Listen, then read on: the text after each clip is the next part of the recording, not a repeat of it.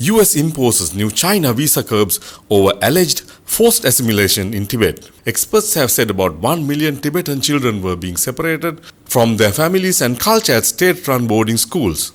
The United States has announced new visa restrictions against Chinese officials suspected of involvement in the alleged forced assimilation of more than 1 million children in state-run boarding schools in Tibet.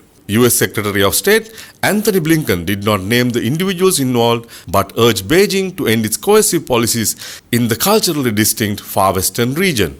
These coercive policies seek to eliminate Tibet's distinct linguistic, cultural and religious traditions among younger generations of Tibetans, Blinken said in a statement. We urge PRC authorities to end the coercing of Tibetan children into government-run boarding schools and to cease repressive assimilation policies both in Tibet and throughout other parts of PRC, he said using an acronym for the People's Republic of China. In February, a group of United Nations experts expressed the concern that the residential school system appeared to act as a mandatory large-scale program intended to assimilate Tibetans into majority Han culture. It said the system was expanding as rural schools were closed and about 1 million children had now been separated from their families to attend such institutions where they were forced to complete a compulsory education curriculum in the Mandarin Chinese language with no substantive study of Tibetan language, history and culture. As a result, Tibetan children are losing their facility with their native language and the ability to communicate easily with their parents and grandparents in the Tibetan language, which contributes to their assimilation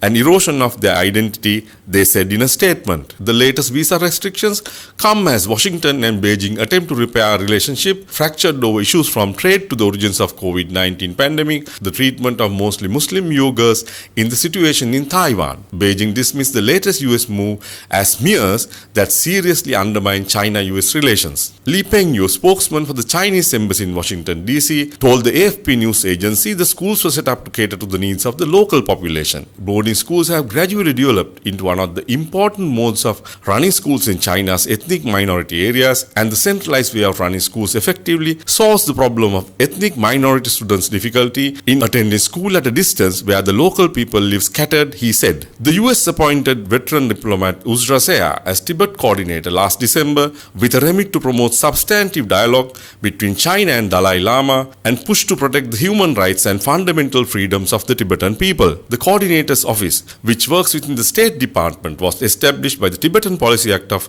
2002. China took control of Tibet in 1950 as part of what it described as the peaceful liberation of the region. The Tibetan spiritual leader, the Dalai Lama, fled into exile in India after a failed uprising against Chinese rule in 1959. He has called Beijing's control a cultural genocide. Beijing claims he is a dangerous separatist and instead recognizes the current Panchen Lama as the highest religious figure in Tibet. However, the Panchen Lama was installed by the party.